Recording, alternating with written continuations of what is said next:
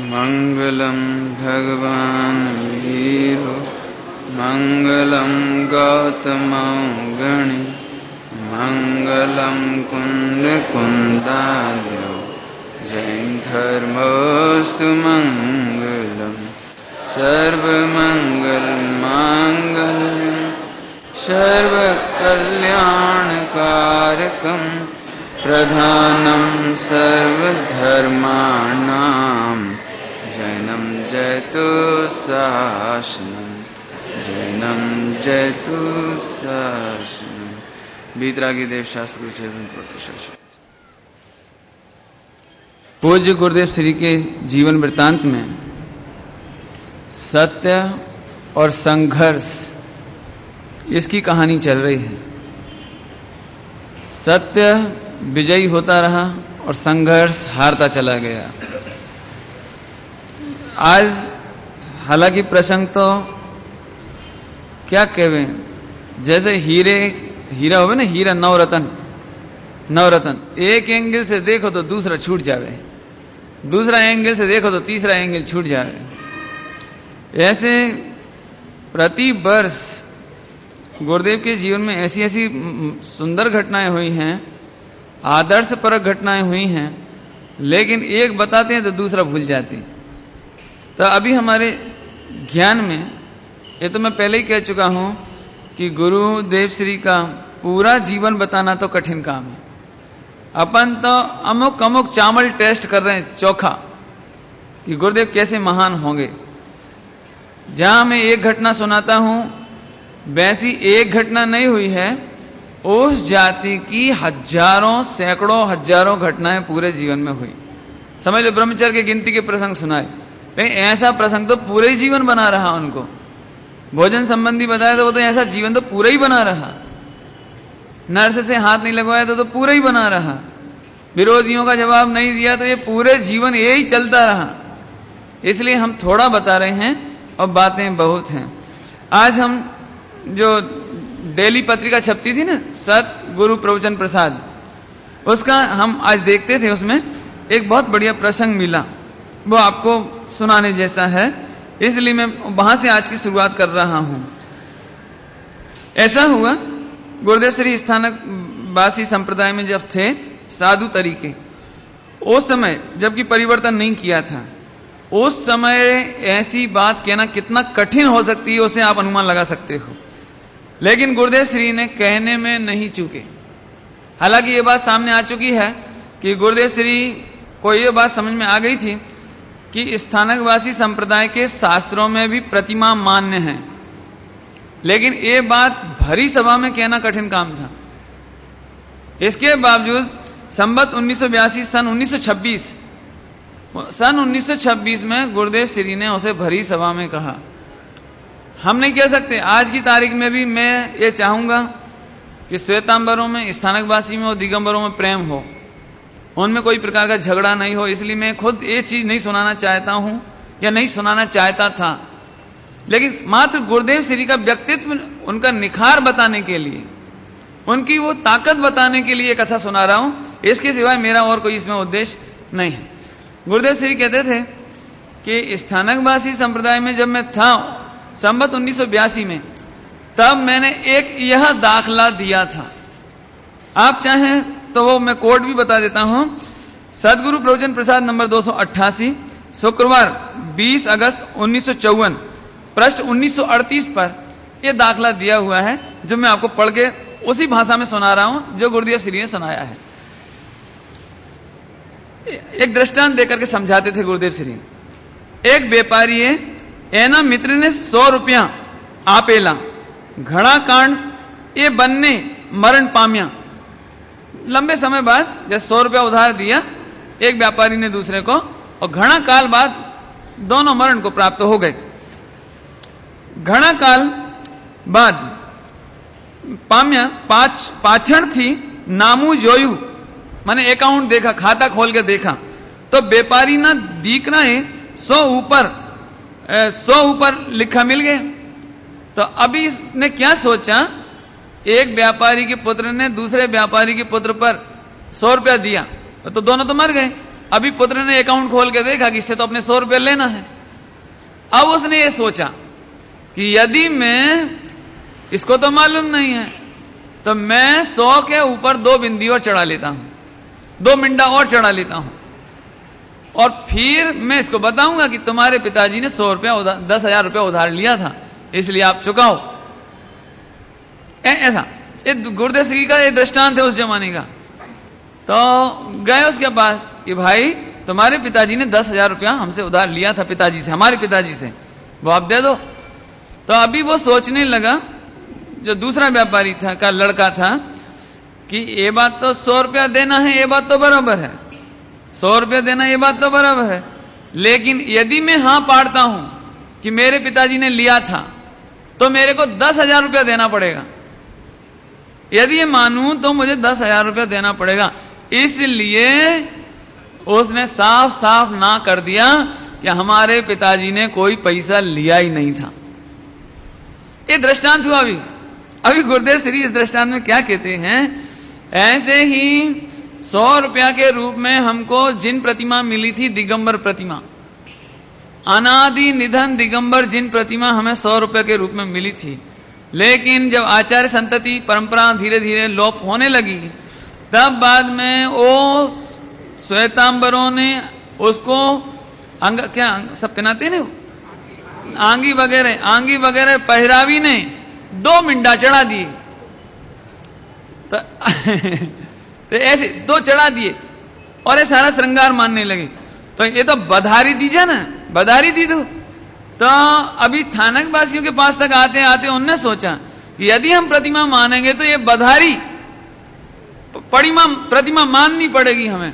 तो इसलिए उन्होंने कह दिया कि हमारे पिताजी ने तो प्रतिमा है ही नहीं, हमारे शास्त्रों में प्रतिमा है ही नहीं।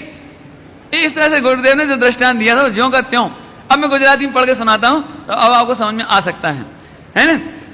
तो व्यापारी ने दीकराए 100 ऊपर बे मिंडा चढ़ावी ने 10,000 रुपया उधाराणी करी, बीजाई इनकार करियो, केम के तेने बिचारियो के 100 रुपया ते मात्र छे, 100 रुपया तो मात्र छे, पण कबूल राखीस तो 10,000 रुपये आपना પડશે। आ रीते श्वेतांबर शास्त्रों में मूर्तिनी बात छे, ते वखते मूर्तिनी विरोध ना हतो। जब प्रतिमा थी तब तो विरोध नहीं था ना उस समय, તેથી તેમાં વધારે બાત લીધી નથી, પણ મૂર્તિ તો છે। હવે સ્થાનકવાસીએ એ મૂર્તિનો સર્વથા ઇનકાર કર્યો, કેમ કે જો સ્વીકાર કરશું તો મૂર્તિ ઉપર આભૂષણ વગેરે પહેરાવીની વધારી દીધું, એથી સ્થાનકવાસીએ સર્વથા ઇનકાર કર્યો।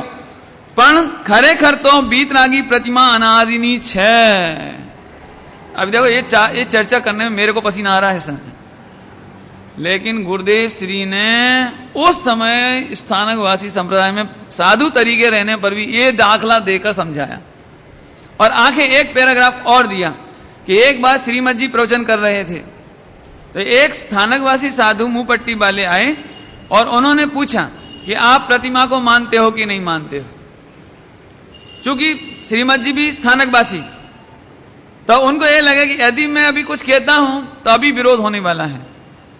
तो श्रीमद जी ने कोई ना जवाब देकर यह जवाब दिया कि आप देवसास गुरु की सौगंध खाकर कहो, आप देवसास गुरु की सौगंध लेकर कहो कि स्थानकवासी शास्त्रों में प्रतिमा की बात है कि नहीं।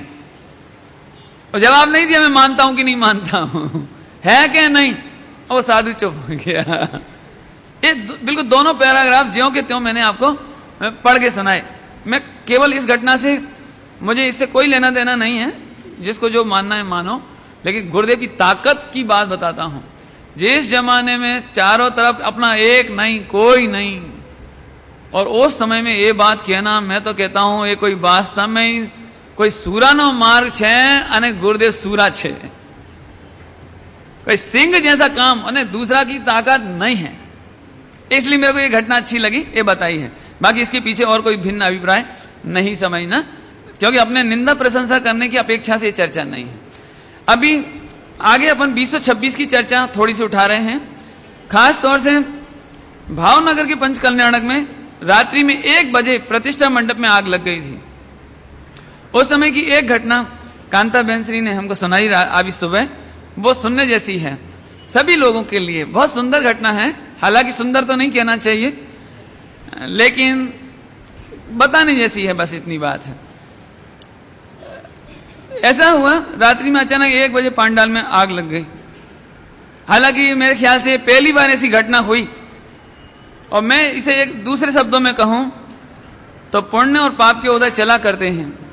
जहां आदिनाथ भगवान के समय से ही अवसर्पणी काल का प्रभाव शुरू हो गया हो, कि जिनको कभी तीर्थंकरों को पुत्री जन्म नहीं लेती ना उनको पुत्री का जन्म हुआ, कभी चक्रवर्ती का मान भंग नहीं होता लेकिन चक्रवर्ती का मान भंग हुआ, कभी तीर्थंकरों की वाणी केवल ज्ञान पाने के बाद रुकती नहीं है लेकिन महावीर भगवान की वाणी रुकी। ऐसे कुछ अपवाद हुंडा अवसर्पणी के दोष से हुए। ऐसे ही पूज्य गुरुदेव श्री के शासन काल में भी गुरुदेव श्री के आयु के 60 बरस बीतने के बाद, 70 बरस बीतने के बाद ये हुंडा अवसर्पणी काल धीरे धीरे प्रारंभ हो गया। उसका थोड़ा थोड़ा असर आने लगा। मैं 70 साल क्यों कह रहा हूं? क्योंकि 61 में जब कैसेट रिकॉर्डिंग की बात आई तब भी विरोध सामने आ गया। तीर्थंकर के सामने विरोध ना हो सके, ऐसे ही परम प्रतापी महापुरुष के सामने कायदे से तो विरोध होना नहीं चाहिए था, बल्कि पूरे हिंदुस्तान में जब घूमे तो विरोधी नतमस्तक हुए, चरणों में नतमस्तक हुए। लेकिन जैसे हम दूसरी भाषा में कहें, दिया तले अंधेरा। कुछ लोगों को ऐसा लगता था कि गुरुदेव श्री की क्या बात है, यदि बेन श्री नहीं होते, उनका जाति स्मरण नहीं होता, तो गुरुदेव को प्रसिद्ध करने वाले भी तो बेन श्री हैं। तीर्थंकर तरह के प्रसिद्ध तो बेन श्री ने किया है। ऐसे कुछ चुनिंदा लोगों को ऐसा भाव था। हम दूसरी भाषा में कहें तो वे लोग चमत्कार से प्रभावित हो गए, वे तत्वज्ञान से प्रभावित नहीं हुए। और जब तत्वज्ञान छोटा दिखने लगा तो गुरुदेव श्री की तुलना में बेन श्री ज्यादा तुलना में दिखने लगे, तो उनको ज्यादा से ज्यादा अर्पणता, महिमा, ज्यादा से ज्यादा भक्ति बेन श्री के प्रति होने लगी। और यहां से थोड़ा सा काल का प्रभाव शुरू हुआ। होना यह चाहिए कि परम प्रतापी पुरुष में सबकी अर्पणता समा जानी चाहिए।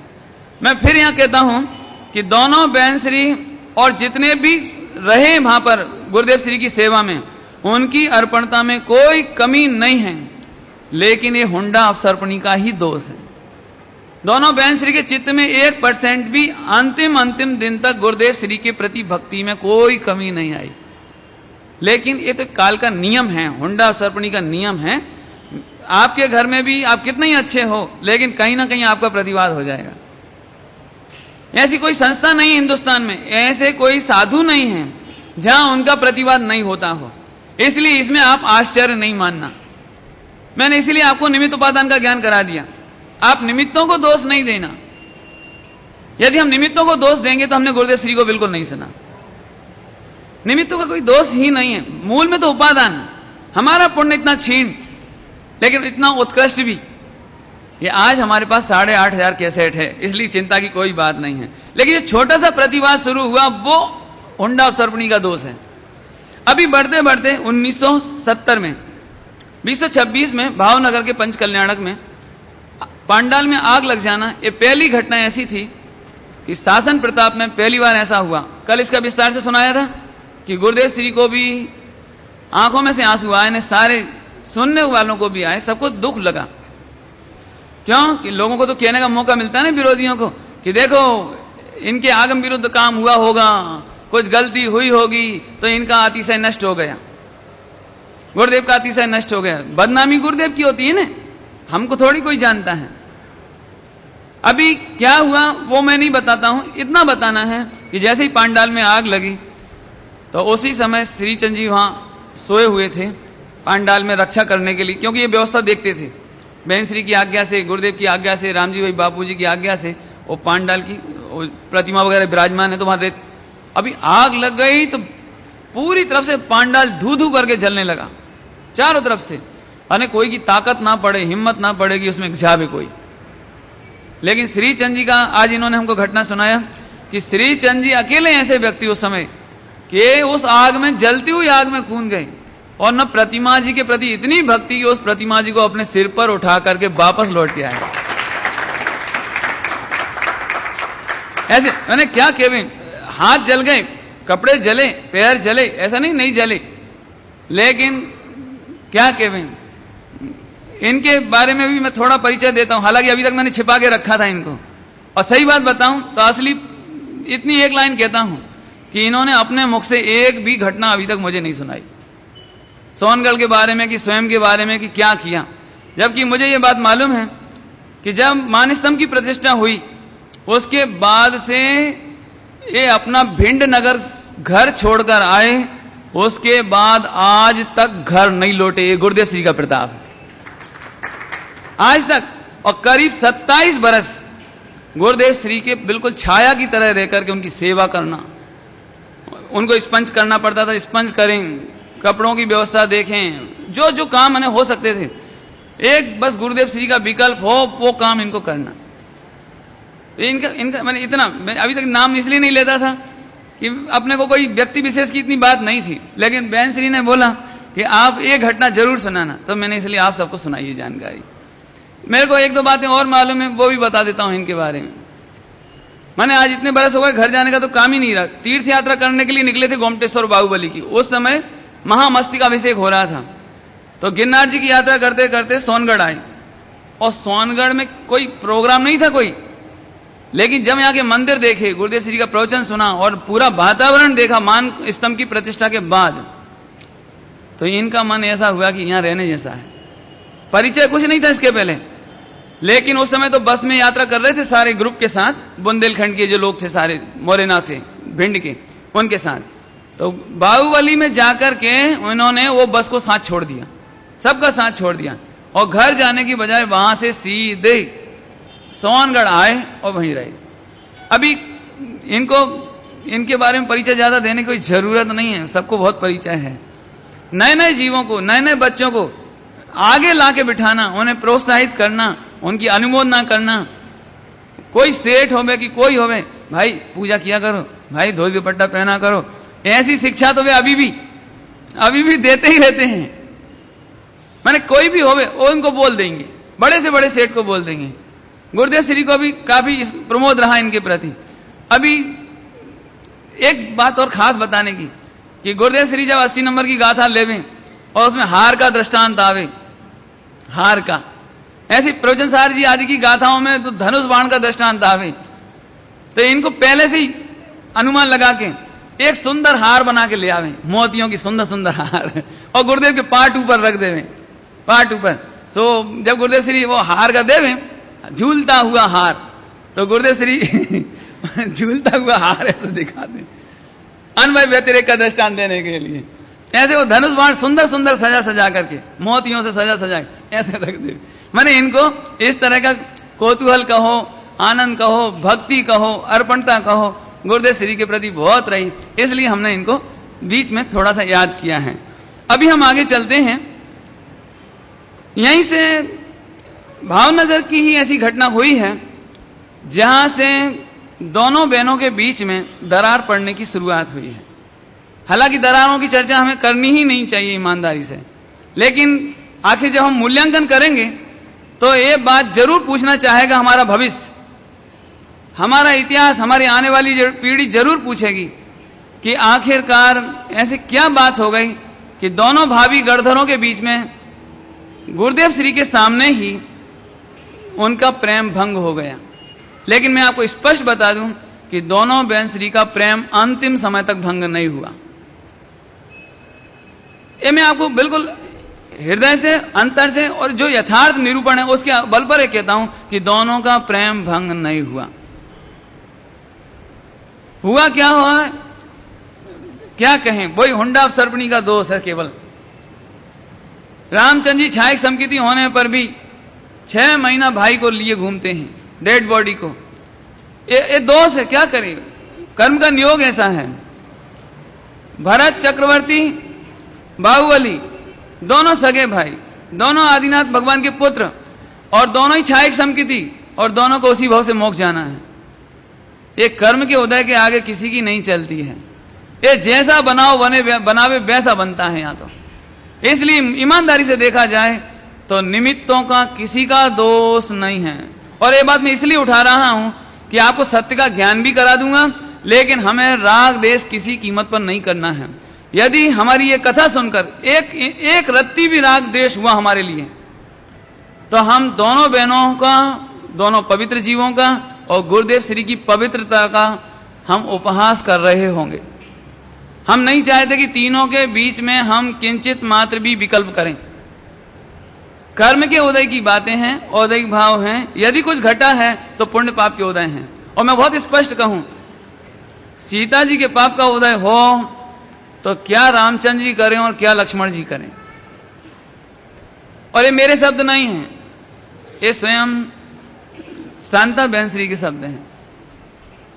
बहनों को एक ही शिखामण कि मेरे तो कर्म का उदय है, तुम लोग कोई विकल्प नहीं करना, तुम लोग अर्पणता में कमी नहीं करना। चंपा बहन श्री के प्रति, पूज्य बहन श्री के प्रति अर्पणता में कमी नहीं रखना। हमारे तो कर्मों की निर्जरा हो जाएगी, हम दोनों तो भविष्य में आत्म कल्याण कर जाएंगे, लेकिन तुम हम दोनों का नाम लेकर यदि कुछ करोगे, विकल्प भी करोगे, तो तुम्हारे कर्मों का तीव्र बंधन होगा। दोनों बहनों को आपस में स्नेह, कोई कमी नहीं रही। वो कहां से क्या हुआ, वो भावनगर से ही शुरू हुआ। भावनगर में ये जो घटना घटी पांडाल जलने की, हालांकि इसके लिए सीधा सीधा किसी को दोष नहीं दिया जा सकता। मैंने तो हुंडा सर्पण पहले ही बता दिया आपको, निमित्तों को दोष देना नहीं, ये बार बार कह रहा हूं, उपादान का ही ऐसा कुछ है, कर्म के उदय की ये बात है। जहां तीर्थंकरों को दोष लग सके तो वह हमारे जैसे, आप जैसे और गुरुदेव श्री भी कर्मों के आगे तो किसी की चलती। तीर्थंकरों पर उपसर्ग नहीं हो, लेकिन पारसनाथ भगवान पर चौथे काल में भी उपसर्ग हो गया, महावीर भगवान पर भी उपसर्ग हो गया, तो हो जाए, अब क्या करो।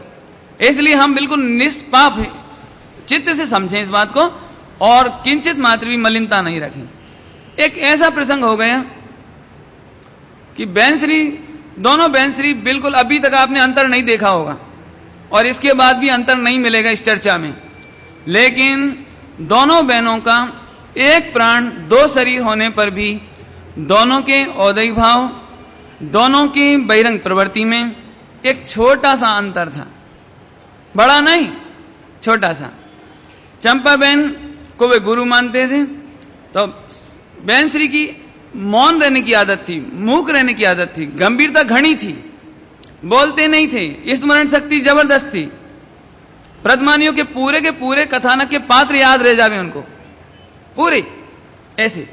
और शांता बहन को एडमिनिस्ट्रेशन था, अनुशासन पालना था। चंपा बहन ने आज्ञा की थी कि तुम मेरी आज्ञा से सभी बहनों को रक्षण करो, सब में डिसिप्लिन करो, जो भी कोई बात होवे तो तुम रहो।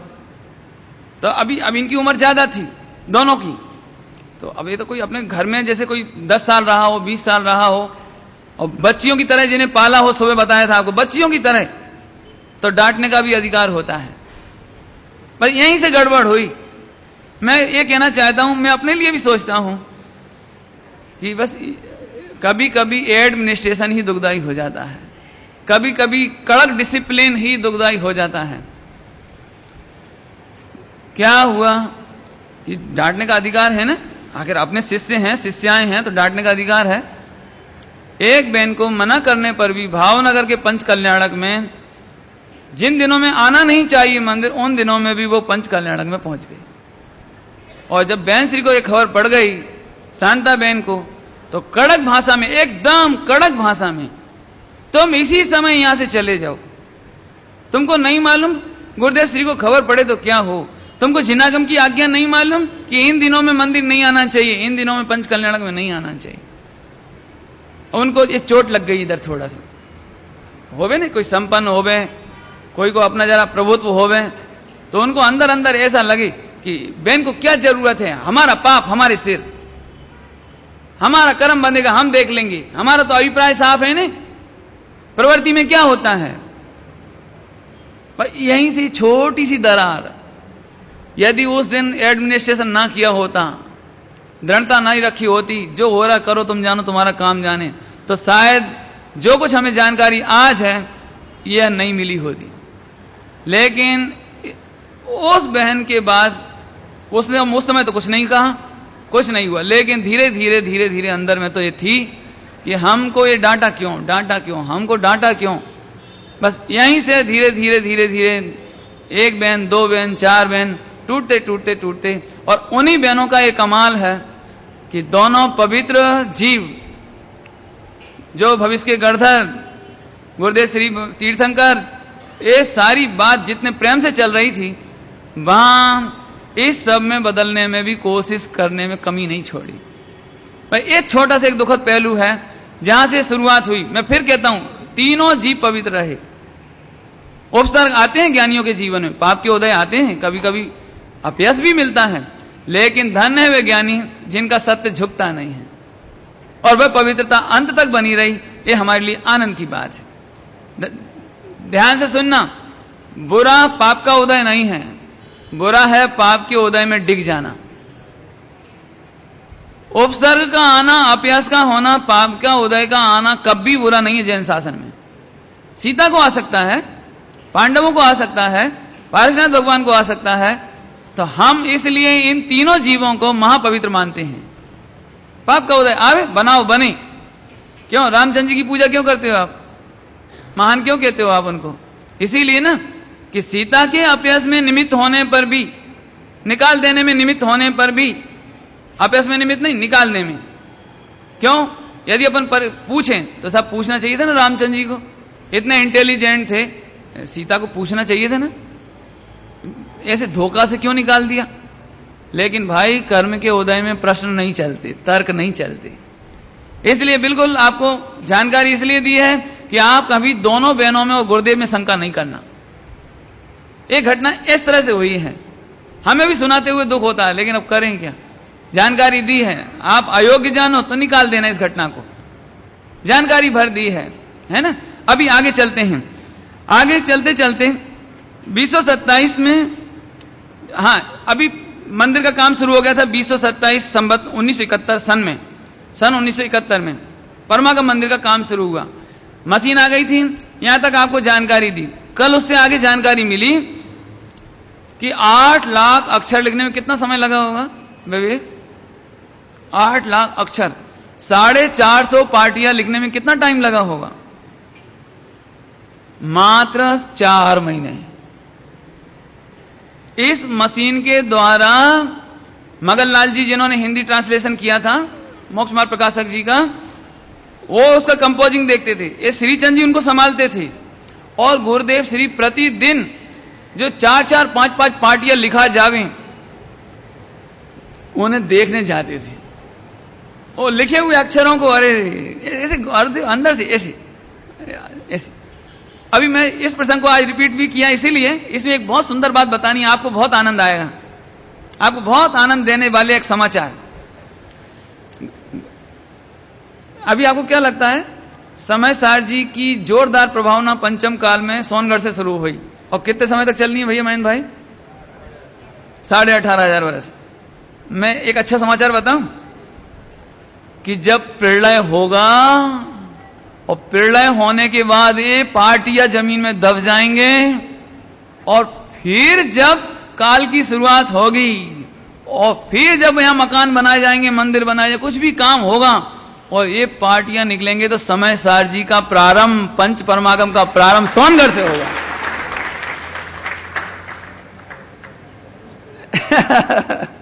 एक गुरुदेव की दूरदृष्टि देखो। इस मामले में भी क्या होना क्या नहीं होना, आखिर आपको लगता होगा ना कि परमागम खुदान में किसी को क्या दिक्कत थी? दिक्कत कुछ नहीं थी। वही जिन्हें चमत्कार प्रिय लगने लगा था, उनकी यह भावना थी कि इसके थोड़े ही समय पहले गुरुदेव श्री की आयु के बारे में ज्योतिषी ने घोषित किया था। ज्योतिषी ने कि गुरुदेव श्री की आयु 84 बरस रहेगी, यदि 84 नहीं तो फिर 90 बरस से ज्यादा नहीं रहेंगे, ये ज्योतिषी ने बता दिया था। तो अभी ये लगता था कि जो जिनको चमत्कार महान लग रहे थे, गुरुदेव का तत्व हल्का लग रहा था, उन लोगों को ये हो रहा था कि यदि, अब कहने जैसी बात नहीं लगती है कि धीरे धीरे काम होवे तो हम इसमें ही बचनामृत का भवन बना लेंगे, हमें अलग से कोई बनाने की जरूरत नहीं पड़ेगी। जब फैसला हुआ यहां पर 80वीं जन्म जयंती पर कि हम 80 फुट का वो बनाएं, तो तब तो केवल मेमोरियल बनाने की बात थी, उसमें कोई परमागम लिखाना कि नहीं लिखाना ये नहीं था, केवल एक हाल बनाना था मोटा। स्वाध्याय हाल समझ लीजिए आने वालों के लिए। लेकिन जब बेजलका में गुरुदेव ने सपना देखा, तब रामजी भाई बापूजी वगैरह ने इनको ऐसा आया कि साहब आपका सपना जो पाटिया लिखा हुआ देखा है, तो हमें ऐसा भाव आता है कि अपन परमागम लिखा दे भी। तो गुरुदेव श्री को ये बात पसंद आई कि बोले बराबर ये तो बहुत अच्छा है, अपन इसको अब सीधे सीधे मोटा हाल नहीं केवल, बल्कि ये परमागम हाल, परमागम भवन, परमागम मंदिर कहलावे, ऐसा उनको भाव आया।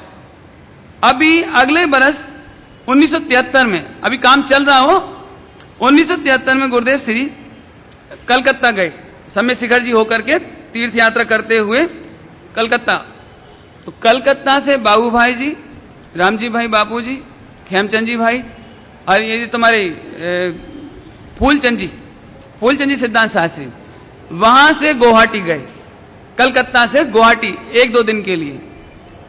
तो वहां पर एक प्रस्ताव आया कि साहब परमागम मंदिर में यदि अपन पूज्य आचार्य कुंद कुंद देव की प्रतिमा विराजमान कर देवे तो बहुत अच्छा रहे।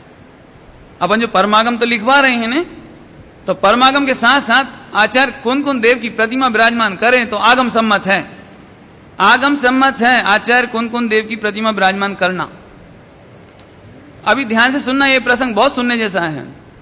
तब गुरुदेव श्री ने थोड़ी देर तक सोचा और फिर गंभीरता से यह बात कही कि आगम सम्मत होने पर भी ये हुंडा अपसर्पणी काल है, इसमें काल दोष से हम ऐसी कोई परंपरा नहीं चलावे कि भविष्य में सभी मुनि अपनी अपनी प्रतिमाएं विराजमान करवाने लगे।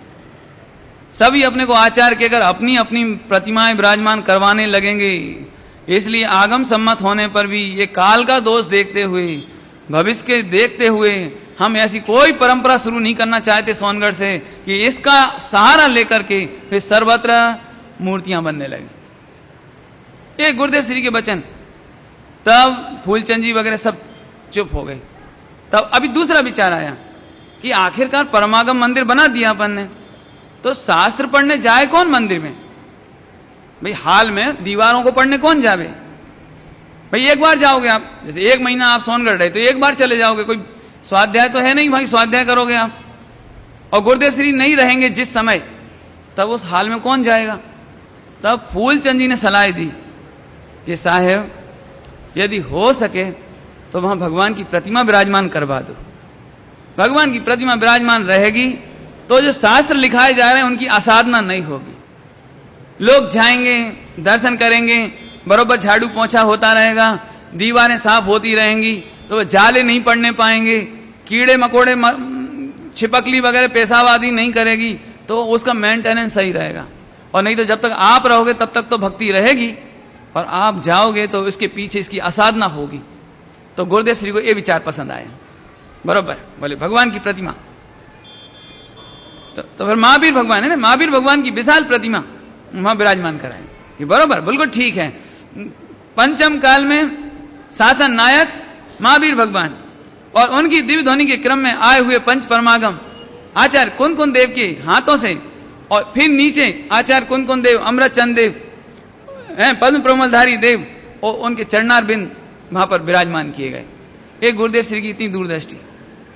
गुरुदेव श्री के सामने भी ये कोशिश की गई कि इस परमागम मंदिर में गुरुदेव की फोटो लगा दी जावे, लेकिन गुरुदेव की सख्त आज्ञा कि ये मंदिर केवल आचार्य कुंद कुंद को समर्पित है, ये उनकी स्मृति में है, मंदिर में भगवान के सामने मेरा फोटो नहीं होए। तो गुरुदेव श्री ने कभी फोटो नहीं लगने दिया। एक घटना घटी थी, हालांकि उसका समय तो आगे आने वाला है, लेकिन अभी प्रसंग आ गया इसलिए बता देता हूं। हालांकि वो प्रसिद्ध हो गई होगी, सबको मालूम भी है, लेकिन प्रसंग आगे आना है। एक दिन ऐसी घटना घटी, अंतिम साल जब गुरुदेव श्री के जीवन का अंतिम बरस चल रहा था, उस समय दिवाली के आसपास, जबकि गुरुदेव श्री सोनगढ़ में विद्यमान थे, यहां पर नहीं आए थे मुंबई, उसी समय कोई भाई ने ऐसी मस्ती में ऐसा सोचते हुए कि अच्छा लगेगा गुरुदेव का फोटो, तो एक गुरुदेव का फोटो लाकर के प्रवचन के पाठ पर रख विराजमान करके और एक फूल माला चढ़ा दी थी। चंदन का हार।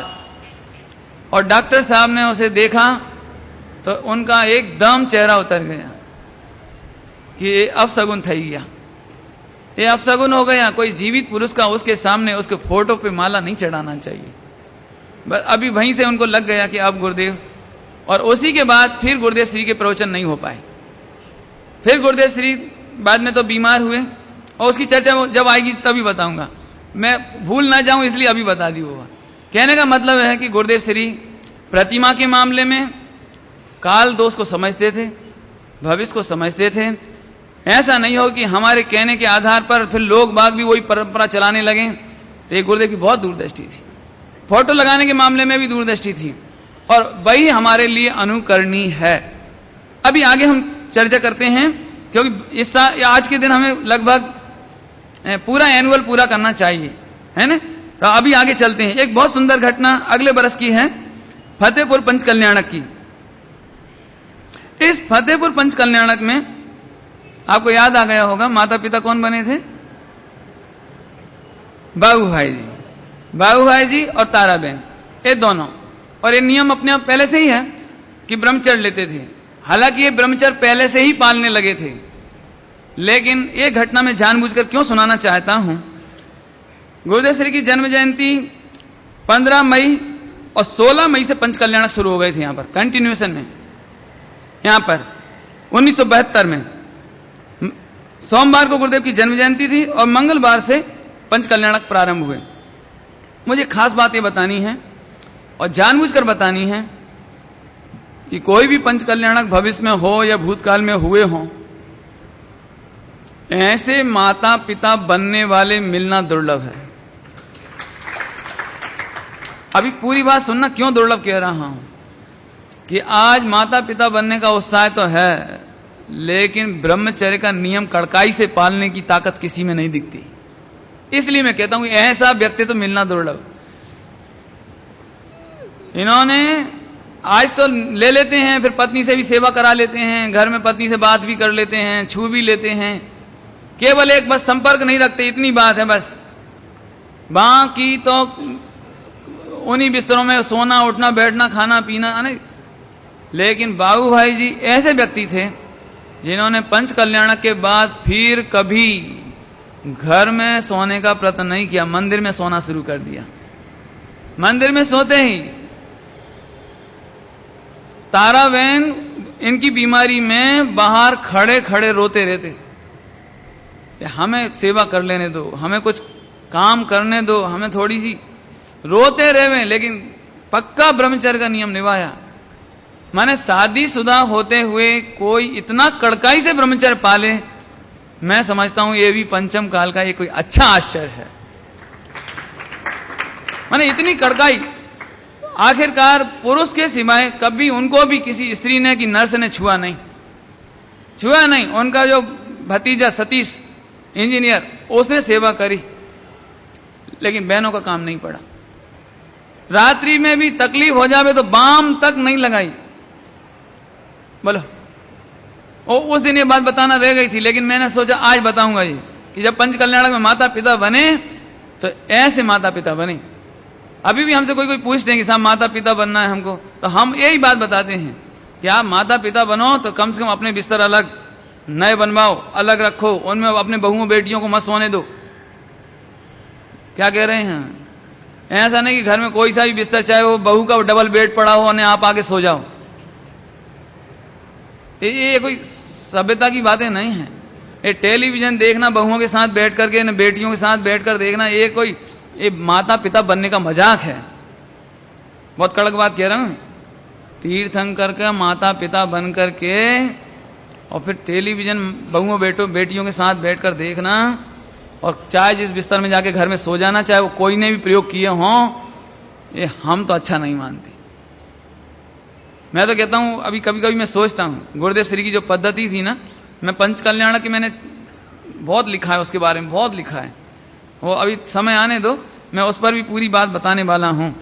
अभी यहां तो नहीं बता पाएंगे, लेकिन बताऊंगा कि हमारे पद्धति क्या होनी चाहिए पंचकल्याणक की। बोलो, करेंगे इसकी चर्चा कभी करेंगे, आपको मिलेगी ये बात। लेकिन अभी थोड़ा इशारे में समझ लेना कि अभी जिनको भी माता पिता बनना सरल है, पैसा देना सरल है, लेकिन माता पिता की गरिमा निभाना बहुत कठिन है। हम तो फिर कहते हैं आप पैसा दो कि मत दो, लेकिन जो एक गरिमा निभा सको वो बनो। इसीलिए मैंने आज बाबू भाई जी को फिर याद किया कि ऐसे माता पिता मिलना हमें सचमुच दुर्लभ है। आगे समय आगे चलना अपने को। इसी बरस 1972 में ही हिंदी में अपूर्व अवसर के प्रवचन पहली बार छपे। 1973 संवत 2029 परमागम मंदिर का ये आपको बताया ही था। गुवाहाटी की चर्चा अभी बताई है, वो 1973 में हुई थी, जो गुरुदेव को निर्णय हुआ ना कि गुरुदेव आचार्य अमृतचंद कुंदेव की प्रतिमा विराजमान नहीं करना। ये उस समय की घटना है 1973 की। इसी समय गुरुदेव श्री ने एक स्वप्न देखा है, प्रसिद्ध भी है, सबको मालूम है, इसलिए बताने में मैं संकोच नहीं कर रहा हूं, लेकिन एक दुखद सपना था। इस सपने के अनुसार गुरुदेव श्री ने स्वप्न में बलदेव और वासुदेव को देखा और गुरुदेव को इसका बहुत दुख लगता था कि ऐसा कौन होगा। बलदेव और वासुदेव में बड़ा प्रेम होता है सगे भाइयों में, लेकिन इनका भविष्य एक स्वर्ग में चले जाते हैं अथवा मोक्ष में भी चले जाते हैं, एक नरक में चले जाते हैं। तो गुरुदेव को ऐसा लगता था कि ऐसा कोई जीव हमारे पास ना हो जो बलदेव वासुदेव की तरह हो, कोई का जीव नीचे जावे, हमें तो इसका दुख लगता है। ऐसा तो एक सपना आया। इसके बाद संवत 2030 1974 में 85वीं जन्म जयंती मुंबई में मनाई गई। इधर ही शांति भाई जवेरी की नीलांबर में एक जन्म जयंती मनाई गई। अभी इसकी घटनाएं और क्या हुई वो मैं बताऊंगा इसी, है ना। फागुन सुदी 13 बुधवार 6 मार्च 1974 को परमागम मंदिर की पंचकल्याणक हुई। वेदी नायक महावीर भगवान थे, माता पिता बने थे, याद है, लालचंद जी भाई मोदी और उनकी पत्नी नवल बहन, ये इसके माता पिता बने इस पंचकल्याणक में। मंदिर की लागत थी 26 लाख रुपए कुल। जो गुरुदेव को कितनी बताई गई थी, 1.5-2 लाख 2.5 लाख ऐसी, लेकिन ये 26 लाख रुपए की लागत रही। बाकी चर्चा इसकी अपन ने बता दी थी आपको, लेकिन एक खास घटना इसमें बतानी है, वो मैं बताता हूं आपको। जिस समय ये पंचकल्याणक होने का काल आया, मैंने आपको बताया ना हुंडा अवसर्पणी शुरू हो चुका था। परमागम की प्रतिष्ठा कराने में भी इस बार अपने को बहुत तकलीफों का सामना करना पड़ा। उसी समय गुजरात सरकार डिसमिस कर दी गई थी। स्टेट लेवल पर जबरदस्त नवयुवकों का एक कोई क्या नाम था, निर्माण समिति, संगठन, छात्रों का आंदोलन, नव निर्माण का आंदोलन छात्रों का, तो पूरे में नाकेबंदी छात्रों के द्वारा। उसी समय पूरे एक स्थान से भी आपके ट्रक में सामान नहीं आ सके, अनाज नहीं आ सके, शक्कर नहीं आ सके, कुछ ऐसे नाकेबंदी। और उसका जो अध्यक्ष था वो भी मुझे मालूम है, उसका नाम भी मेरे पास नोटेड है। और अभी बड़ी परेशानी। इसी समय परमागम मंदिर की प्रतिष्ठा के समय गांव वालों ने भी उद्यम किया। गांव वालों को ये लगने लगा ये सेठिए लोग हैं, बड़े बड़े पैसा वाले लोग हैं, जैनी लोग हैं, खूब नई नई बिल्डिंग बना रहे हैं, खूब खाते हैं, खूब खर्च करते हैं, और हम गरीबों पर कोई, हम लोग गरीब हैं, आदि आदि। मैंने उनकी सोच। अब संयोग की बात है, मैंने कहा ना हुंडा अवसर्पणी में किसको दोष दोगे आप? कोई एक निमित्त खराब हो तो क्यों हो? तो गांव वालों ने भी आंदोलन किया, हम यहां पर आपको परमागम प्रतिष्ठा नहीं करने देंगे। सरकार का भी आदेश, उसी समय सरकार भंग हो गई, आंदोलन चल रहा। इसी समय एक भाई के यहां रेड भी पड़ गई, उसी व्यक्ति ने रेड पड़वाई, उसी व्यक्ति ने, बहादुर सिंह टी गोहिल टीचर थे उसी गांव के, और उसने रेड पड़वा दी। तो जब उनके घर रेड पड़ी तो पूरे समिति, अपनी समिति भोजनशाला, सारे रसोड़े लोग कर दिए गए, सील बंद कर दिए गए।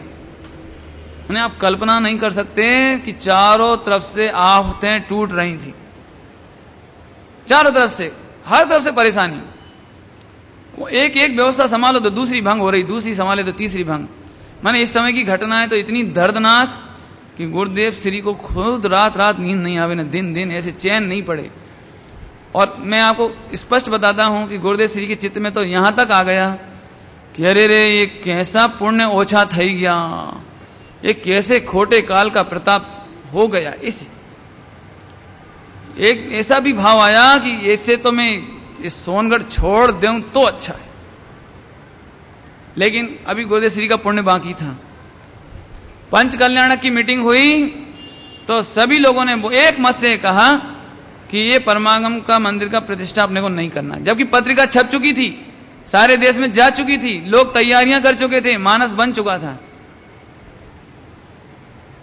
सभी को ये लगता था कि ये पंच कल्याणक होना भी चाहिए, और चारों तरफ इमरजेंसी जैसी वो कर्फ्यू लगा हुआ था।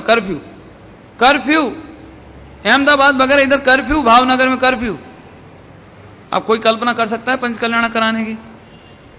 सभी लोग ये कहते कि अभी पंच कल्याणक कैंसिल करो। लेकिन बापूजी और नेमीचंद जी पाटनी जी, ये दोनों ने कहा किसी भी कीमत पर ये पंच कल्याणक होगा। अभी आज की तारीख में अपन कल्पना नहीं कर सकते कि कर्फ्यू चल रहा हो, लड़कों का आंदोलन चल रहा हो, लड़कों को जेल में बंद किया जा रहा हो, जगह जगह आगजनी हो रही हो, घटनाएं हो रही हों, और ऐसी समय में पंच कल्याणक कराना कितनी टेढ़ी खीर। लेकिन नेमीचंद जी पाटनी जी, उन्होंने कहा ये तो होगा पंच कल्याणक। तो कोई को विश्वास नहीं होगी कैसे होगा। भावनगर गए, मजिस्ट्रेट को मिले, कलेक्टर को मिले कि साहब हमारी ये पत्रिका इतने समय पहले से छप गई है और ये पंच कल्याणक इतनी तारीख से इतनी तारीख तक होगा। क्या कह रहे हैं? होगा। ये नहीं कह रहे कि आप अनुमति दोगे तो करेंगे, हम आपकी आज्ञा हो जाए तो करें, ये नहीं, होगा। और पूरे देश से यहां पर कम से 20 से 25 हजार लोग आने वाले हैं। अभी आप ये बताओ कि आप इसकी व्यवस्था करने में क्या मदद करोगे? तो मजिस्ट्रेट ने और कलेक्टर ने हाथ खड़े कर लिए कि ऐसे खतरनाक पोजीशन में, जबकि सरकार भंग हो गई है यहाँ की स्टेट की और इतनी कर्फ्यू की स्थिति चल रही है, हम आपको कुछ भी नहीं कर सकते। तो नेमीचंद जी पाटनी जी पहले बहुत उसमें रहे हैं, मेरे ख्याल से तो शायद फौज में रहे, क्या में इसमें मैंने बोले एनसीसी वगैरह वो काय में, वो फौज में ऐसा कुछ। तो बड़े उनको तो वो था ना, वे जानते थे कि एक क्लास 1 ऑफिसर यदि कोई काम करने को मना कर दे तो उसकी सीआर रिपोर्ट, कैरेक्टर रिपोर्ट खराब होती है। तो उन्होंने ये कहा कि आप नहीं कर सकते तो केवल हमें आप लिखित में दे दो, हमारा लेटर तो ये रहा कि हम कर रहे हैं, और इसका जवाब आप हमें दे दो कि हम नहीं कर सकते। समझ गए? नहीं मैंने हमारी एप्लीकेशन तो ये आ गई ना आपके पास कि इतनी तारीख से इतनी तारीख तक पंच कल्याणक होगा और शासन हमारी सुविधाएं दे। हमने तो आपको लेटर दे दिया, अब आप इसका जवाब हमें लिखित में दे दो कि हम नहीं कर सकते। बस इतनी सी बात पर मजिस्ट्रेट और कलेक्टर हार गया, क्योंकि लिखित में देने की ताकत नहीं होती उनकी। तब उन्होंने अहमदाबाद के रेलवे स्टेशन, बस स्टैंड, जहां जहां से लोगों के आने की संभावनाएं थी, चौतरफा स्पेशल फोर्स लगाई, पुलिस की सुविधाएं लगाई, पुलिस की सुरक्षा में यात्रियों को, पंच कल्याणक में आने वालों को सोनगढ़ तक पहुंचाया, पूरी व्यवस्थाएं की गई। और तब अभी एक समस्या सुलझ गई कि आखिरकार पंच कल्याणक होगा। अभी दूसरी समस्या कि अभी सील बंद पैक लगे हुए हैं, उनका क्या करें? सामान आना है, रसोड़े का सामान आना है, वो ट्रक आने नहीं दे रहे हैं लड़के लोग, अब उसका क्या करें? तब इसी समय बापूजी वगैरह गांव के जो प्रधान थे, बहादुर सिंह टी गोहिल, जो टीचर था उस गांव में, उसको मिले, सबको मिले, चर्चा करी। तब अचानक उसका हृदय परिवर्तन हुआ, और जो जो लोग थे, मेरे को तो ये मालूम पड़ा कि उस जमाने में तो वाहन और कोई खास नहीं थे, तो घोड़े चलते थे, घोड़े। वो बहादुर सिंह घोड़े पर बैठकर तलवार लेकर आया और गुरुदेव श्री के चरणों में नतमस्तक होकर बोला कि आपको कोई तकलीफ नहीं होगी। और वो स्वयं तलवार लेकर निकला घोड़े पर बैठकर, लड़कों को बोला, पूरे गांव वालों को बोला कि ये पंच कल्याणक हर हाल में होंगे और होंगे। ये कहां से गुरुदेव का पवित्रता कहो, प्रताप कहो कि उसका हृदय परिवर्तन हुआ और पूरे गांव ने फिर सहयोग किया। इस तरह से पंच कल्याणक शुरू मैंने इस कराने में बड़ी कोथरी बनानी पड़ती थी, क्या वो चावल की चोखा की जगह है नहीं, वो बनाई जाती थी। रसोड़े में नाना प्रकार से व्यवस्थाएं की गई, बहुत मुश्किलों से, लेकिन बल्लू भाई साहब वगैरह इन्होंने रसोड़ा संभाला। हालांकि लोग बताते हैं कि इतनी कठिनाइयों के बावजूद भी जो वो पंचकल्याणक हुआ उसका आनंद कुछ और था, और वो पंचकल्याणक अपने आप में गुरुदेव श्री की अद्भुत विजय थी इस होंडा अवसरपणी पर, हम तो ये कहेंगे। अभी क्या बताएं, उन्हें घटना इतनी व्यापकता से सुनने की लायक है कि इनका इतिहास तो कलेक्ट करना चाहिए और लिपिबद्ध होकर आना चाहिए कि आखिर उस समय और क्या क्या हुआ था। क्योंकि इससे मालूम पड़ता है, जब रामजी भाई और नेमीचंद जी पाटनी जी से पूछा कि इतनी कठिन परिस्थितियों में तुम्हें हिम्मत कैसे आई, हमेशा एक जवाब रहा दोनों का, बापूजी का और नेमीचंद जी का, कि हमें तो पूज्य गुरुदेव श्री के पुण्य का विश्वास था, और आखिरकार ये काम हुआ। हालांकि गुरुदेव श्री को, अभी दोनों बहन श्री की याद आ गई मुझे थोड़ी सी। दोनों बहनें इतनी करुणा संपन्न थी, इतनी दयालु, कि सोनगढ़ और जो काठियावाड़ है उधर अक्सर अकाल पड़ जावे, अकाल, तो गरीब लोग भूखे मरते होवे, कभी बहुत पानी बरस जावे, कभी पानी नहीं मिले, पशु चारे के लिए तड़पें, तो ये बहादुर सिंह वगैरह ये लोग सब आते थे और अपना दुखड़ा सुनाते थे, तो दोनों बहन पैसा कलेक्ट कर करके पशुओं को चारा खिलाते थे कि पशुओं को भूखा नहीं मरना चाहिए, तो चारा देवें।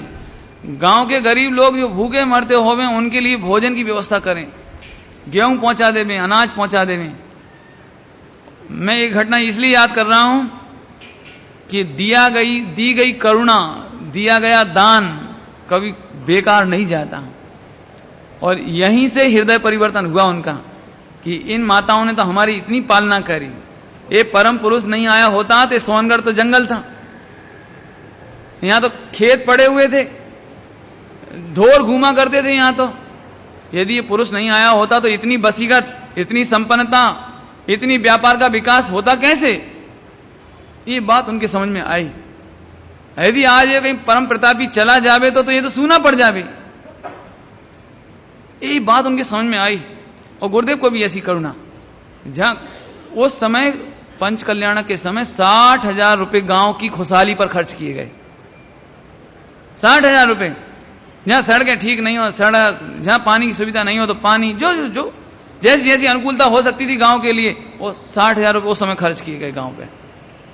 मैंने गुरुदेव को भी इतनी उदारता, और इसीलिए मैं कहता हूं वो करुणा खाली नहीं गई।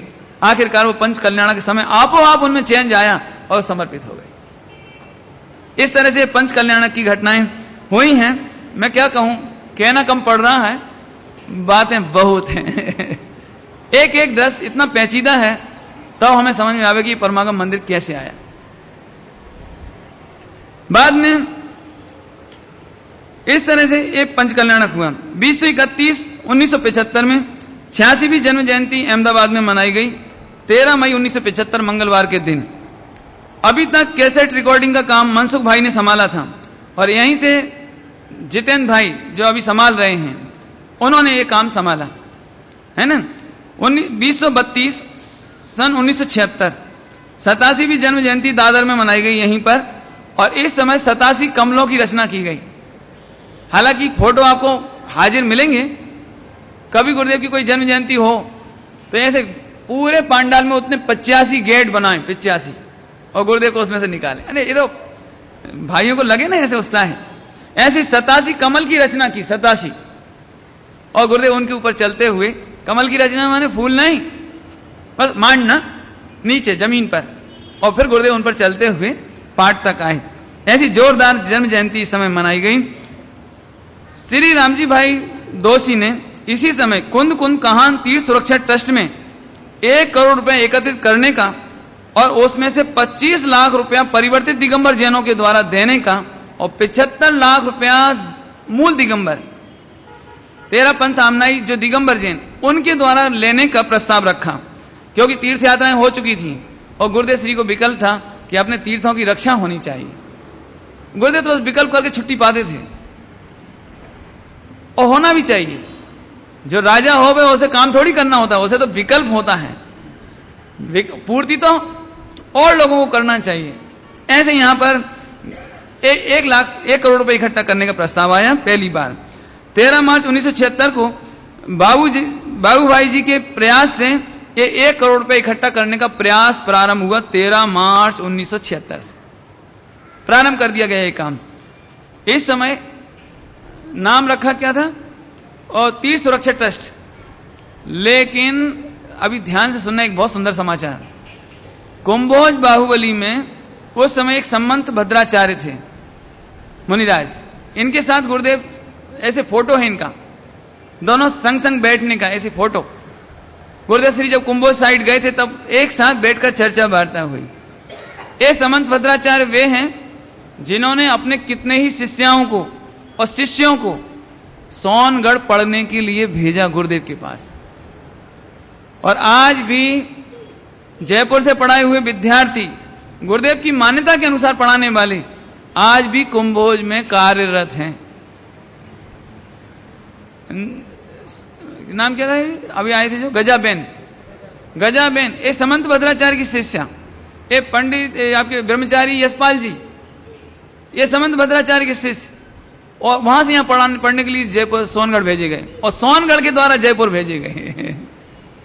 ऐसे कितने ही लोग हैं जिनकी चर्चा मैं इसलिए कहता हूं कि लोगों को लगता है कि मुनिराजों से कोई तालमेल नहीं था, लेकिन गुरुदेव श्री के फोटो कितने ही मुनिराजों के साथ हैं। और मैंने अभी उनके रिकॉर्ड भी किए हैं कि कौन कौन मुनिराजों से कहां कहां चर्चा हुई। और गणेश प्रसाद जी बर्णी जी ईसरी में ऐसा हुआ, आ गया प्रसंग, इसे सुना देता हूं। ईसरी में ऐसा हुआ कि विरोधियों ने पहले ही जाकर के बर्णी जी को बोल दिया कि कांजी स्वामी आ रहे हैं, आप उनसे बात मत करना, बिल्कुल बहुत पुण्य को हे कहते हैं, ऐसा करते हैं वैसा करते हैं।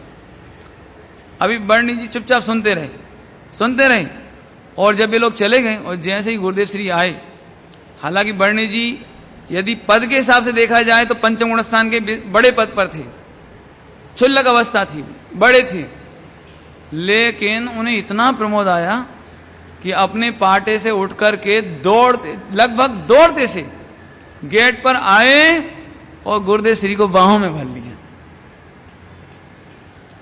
इतना प्रमोद आया। अब वो जो विरोध करने वाले थे वे देख रहे उन्होंने नहीं देखा, उन्हें हाँ ठीक है, अरे रे तुम पुण्य को हे कहते हो, ये पुण्य को हे कहते हैं, देखो तीर्थ यात्रा कर रहे हैं, देखो कितनी तीर्थ यात्रा कर रहे हैं, देखो कितनी भक्ति से कर रहे हैं, देखो इनकी ब्रह्मचारी बहनों को देखो, इनके भाइयों का संतुलन देखो, इतनी अर्पणता देखो, जरा सोनगढ़ जाके देखो कैसे मंदिरों, कैसी संभाल, कैसी स्वच्छता। उन्हें डांट दिया। और फिर गुरुदेव श्री के साथ बैठ करके बढ़िया जोरदार प्रवचन हुए और खूब चर्चा हुई। गुरुदेव श्री को भी ऐसी निखालिसता थी, कोई प्रश्न का नहीं समझ में आवे नहीं तो पूछते थे, चिट्ठी भिजवा देते थे, और यहां से कलकत्ता वाले चिट्ठी प्राप्त करने के बाद बर्णी जी को प्रश्न पूछते और फिर उसका उत्तर यहां लिख के भेज देते थे। तो गुरुदेव को भी बिल्कुल सरलता और उनको भी सरलता। इस तरह से बहुत सुंदर तालमेल बने रहे। विद्यानंद जी के साथ भी फोटो है गुरुदेव का। कहने का मतलब यह है गुरुदेव श्री के हृदय में बड़ी सरलता थी और मुनियों के प्रति भी अर्पणता थी, लेकिन कोई दुरुपयोग करे तो गलत बात है, इतने में सब समझ लेना है ना। अभी आगे चलते हैं। इसी तरह समंत भद्राचार्य ने जो बात कही थी वो तो मैं बताना है मुझे, तो उन्होंने एक सजेशन लिखवा के भिजवाया वहां से कुंभोज से कि आप तीर्थ सुरक्षा ट्रस्ट बना रहे हो, ये तो ठीक है, लेकिन तीर्थ सुरक्षा ट्रस्ट के नाम पर पैसा इकट्ठा नहीं होगा। ध्यान से सुनना, समंत भद्राचार्य जी ने क्या कहा कि यदि आप तीर्थ सुरक्षा ट्रस्ट के नाम पर श्री कुंद कहान तीर्थ सुरक्षा ट्रस्ट नाम रखो, कांजी स्वामी का नाम जोड़ो, तो तुम्हारा 1 करोड़ रुपया इकट्ठा होने में देर नहीं लगेगी। इतना कॉन्फिडेंस समंत भद्राचार्य को था कि यदि आप कांजी स्वामी का नाम लगाओगे तो काम जल्दी हो जाएगा। ये सजेशन वहां से आया, तब इसमें कहान शब्द जोड़ा गया। गुरुदेव सर मेरे तो कहीं नहीं है, बोलते हैं तो आप जानो, हम तो ये चाहते हैं तीर्थों की सुरक्षा होवे, 1 करोड़ इकट्ठा होवे, यदि नाम लगाने से हो तो करो, नहीं हो तो मत करो। मैंने गुरुदेव श्री को एक कभी नहीं था कि मेरा नाम इसमें लगाया जाए। मैंने इसलिए इतिहास बता दिया कि लोगों को ऐसा लगेगा कि ये तो कुंद कुंद कान्जी स्वामी का ट्रस्ट है, तो ये सारे तीर्थ क्षेत्रों पर पैसा देकर के हड़प लेंगे बाद में। ऐसा उद्देश्य नहीं था। इसकी शुरुआत समंत भद्राचार्य जी से हुई। आगे 1977 में 88वीं जन्म जयंती जामनगर में मनाई गई और मराठी आत्मधर्म 1500 प्रतियां इसी साल में छपना शुरू हुई। गुजराती चल रही थी, हिंदी चल रही थी, अभी मराठी प्रारंभ हो गई और इसके बाद तमिल और कन्नड़ भाषा में भी प्रारंभ होगी। लेकिन गुरुदेव श्री, मैं कहता हूं कि गुरुदेव श्री के जाने के बाद भी इतना पुण्य प्रताप बाकी था कि 1987 में ये 2 पत्रिकाएं भी आत्मधर्म कन्नड़ और तमिल में छपना प्रारंभ हुई। ये गुरुदेव श्री के प्रताप को बताते हैं कि उनके जाने के बाद भी इतना प्रताप रहा। अभी आगे चलते हैं। आकुलता तो नहीं होगी, ले लूं, हालांकि विषय तो है भाई। मैं सोचता हूं आज एनुअल पूरा हो जाए तो अच्छा है। वैसे अब ज्यादा नहीं बचा, 2 साल की बात है। 2036 1980 है ना। सीधे 33 के बाद ज्यादा प्रसंग नहीं लेकर के सीधे सीधे हम 2036 1980 में आ रहे हैं। 1980 का साल बड़ा खतरनाक है, मैंने इसकी चर्चा करना बड़ा मुश्किल है। इस साल 19 जनवरी 1980 शुक्रवार के दिन माघ सुदी 2 नैरोबी पंच कल्याणक हुए। भगवान महावीर स्वामी के पंच कल्याणक यहां पर हुए और गुरुदेव श्री वहां पर पधारे। और यहां पर गुरुदेव श्री को कैंसर की ताकत बढ़ने लगी और गुरुदेव की शरीर की ताकत, गुरुदेव की नहीं, शरीर की ताकत घटने लगी। इसी समय एक दिन इतनी तकलीफ हुई नैरोबी में भी गुरुदेव को कि आधा घंटे तक लघु शंका के लिए बैठे, लेकिन एक बूंद भी लघु शंका नहीं उतरी। अब कितनी पीड़ा हो सकती है वो कल्पना करने जैसी बात। लेकिन डॉक्टर चंदू भाई वगैरह इन्होंने संभाला, सेवा की। गुरुदेव वहां से पधारे वापस। अभी नैरोबी की प्रसंग बहुत हैं, बहुत सुनाए जा सकते हैं, लेकिन अपन उनको अभी ज्यादा विस्तार नहीं दे रहे हैं। गुरुदेव श्री जब वापस आए तो पाठ पर बैठते ही सबसे पहला वाक्य है ना, कैसा अनार्य देश है नैरोबी, कैसा अनार्य देश है। अपने को तो लगे, क्या लगे मालूम, कि अरे अपने को पहली बार विदेश यात्रा मिल रही है तो अपने को तो मजा आवे। लेकिन गुरुदेव श्री को विदेश यात्रा का, कि हम नैरोबी गए और पंच कल्याण कराए तो हम अंतर्राष्ट्रीय संत हो गए, ये भाव ही नहीं आया। कि हमने अब लोग कहेंगे कि हमने विदेश में भी पंच कल्याण कराया, ये भाव नहीं आया। अरे रे, के वो अनार्य देश है, आर्य देश तो आज है। ऐसा यहां से शब्द शुरू हुए। माने इस एक शब्द में अपन समझ सकते हैं, एक वाक्य में, कि गुरुदेव श्री के हृदय में विदेश घूमने के प्रति कोई भी चाव नहीं था। दूसरी ओर देखा जाए तो 90 वर्ष की उम्र होने पर भी गुरुदेव श्री को देवशास गुरु के प्रति, पंच कल्याणकों के प्रति अर्पणता, भक्ति इससे मालूम पड़ती है ना। ये अंतिम वर्ष होने पर भी अभी इतने ये पंच कल्याणक हुआ है ना। सनावत की वेदी प्रतिष्ठा हुई, बड़ोदरा का पंच कल्याणक हुआ, इसके बाद भी अच्छा 91वीं जन्म जयंती मुंबई में मनाई गई और इसी समय प्रवचन रत्नाकर भाग 1 प्रकाशित करने की पूरी योजना बनाई गई कि पूरे गुरुदेव श्री के प्रवचन रत्नाकर छापे जाएं। तो उसका पहला भाग प्रकाशित हुआ।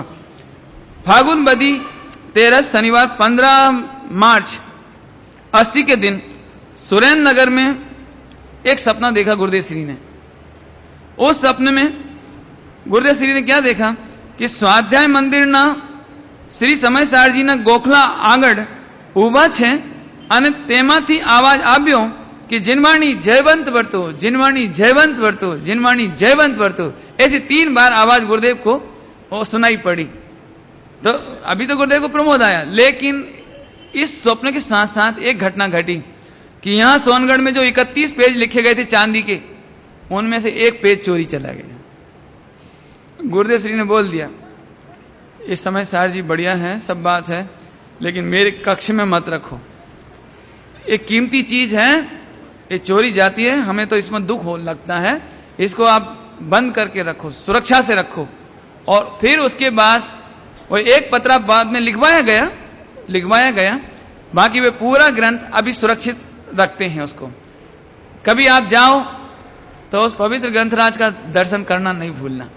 समझ आया विवेक, है ना। 23/3/80 के दिन गुरुदेव श्री को ऐसा भाव आया, अंतिम बरस चल रहा है, कि महाविदेह का समय समवसरण यदि यहां आवे तो, महाविदेह का समवसरण यदि आवे तो, आहा, महाविदेह याद आवता रोम रोम खड़ा हो जाए, आंखों में आंसू आवे छे। आहा, कुंद आचार्य तो सदेह देह सहित ત્યાં ગયા હતા, પરંતુ અમે તો જઈ શકતા નથી, અને ભરતનો માનવી ત્યાં ગયો હતો, પણ શું ત્યાંથી કોઈ અહીં આવે, ત્યાંથી કોઈ અહીં આવે? ऐसा भाव अंदर से गुरुदेव को आया, ने आंखों में आंसू आए। ऐसे अंतिम प्रवचन गुरुदेव श्री के आसोज बदी 14/7/11/80 गुरुवार के दिन ये अंतिम प्रवचन हुए गुरुदेव श्री के। प्रातः काल स्वक्षत्व शक्ति का प्रवचन हुआ। अंतिम प्रवचन का आएगा स्वक्षत्व स्वक्षत्व। अब तुमको नहीं समझ में आया ना, शब्द से ही समझ लो जितना समझ में आ जाए। ऐसी शक्ति का वर्णन हुआ कि आत्मा स्वच्छ स्वभावी है, द्रव्य स्वच्छ, गुण स्वच्छ, पर्याय स्वच्छ, पवित्र, निर्मल निर्मल निर्मल। ऐसा जोरदार प्रवचन हुआ। और दोपहर के समय में बहन श्री के वचनामृत का अंतिम प्रवचन हुआ। इसके बाद 14 के बाद गुरुदेव श्री का प्रवचन नहीं हुआ। अभी हम दूसरी तरफ से कहें तो महावीर भगवान अमावस के दिन मोक्ष गए, वाणी खिरना बंद हुई। ऐसे ही गुरुदेव श्री की वाणी भी 14 के बाद अमावस से मानो हमें अंधेरे में छोड़ गई, या अब हमारे पास कोई गुरुदेव श्री जैसे सुनाने वाले मिलने वाले नहीं है। अभी गुरुदेव श्री जैसा दूसरा कोई पुरुष पकने वाला नहीं है, लेकिन अभी भी हमें उनकी वाणी का लाभ मिल रहा है। टाइम हो गया, कल ले लेंगे अभी बाकी का प्रसंग, थोड़ा सा प्रसंग और है। और फिर एक चंपा बहन श्री ने एक गीत लिखा था गुरुदेव के संबंध में, वो गीत भी कल सुनाएंगे तो अपने को आनंद ज्यादा आएगा। ओम नमः शिवाय। जिनवाणी के ज्ञान से सूझे लोकालो, सोवाणी मस्तक न हो सदा देत हो दो।